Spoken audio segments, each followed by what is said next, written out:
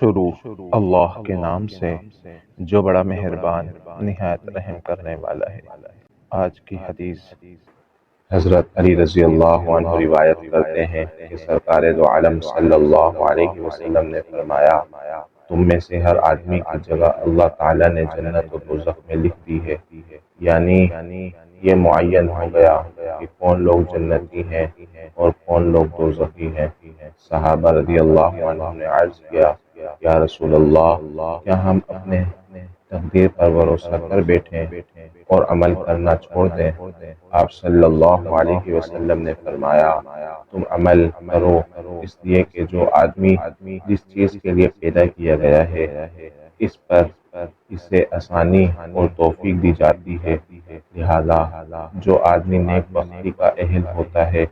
اللہ اس کو نیک بختی کے اعمال کی توفیق دیتا ہے، اور جو آدمی بدبختی کا اہل ہوتا ہے اس کو بدبختی کا اعمال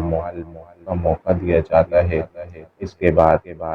حضرت صلی اللہ علیہ وسلم نے یہ آیت پڑھی، اس کا ترجمہ یہ ہے، جس نے اللہ کی راہ میں دیا، پرہیزگاری کی اور اچھی بات یعنی دین و اسلام کو سچ مانا، اس کے لیے ہم آسانی کی جگہ یعنی جنت آسان کر دیں گے، لیکن جس نے بخل کیا اور خواہشات نفسانی و دنیاوی چمک دمک میں پھنس کر آخرت کی نعمت سے بے پرواہی کی، نیز عمدہ بات یعنی دین و اسلام کو جھٹلایا، تو اس کے لیے ہم مشکل جگہ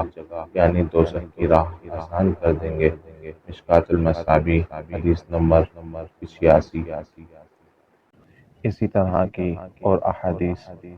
اور دعا وغیرہ سننے کے لیے ہمارے چینل کو سبسکرائب کیجیے۔ السلام علیکم ورحمۃ اللہ وبرکاتہ۔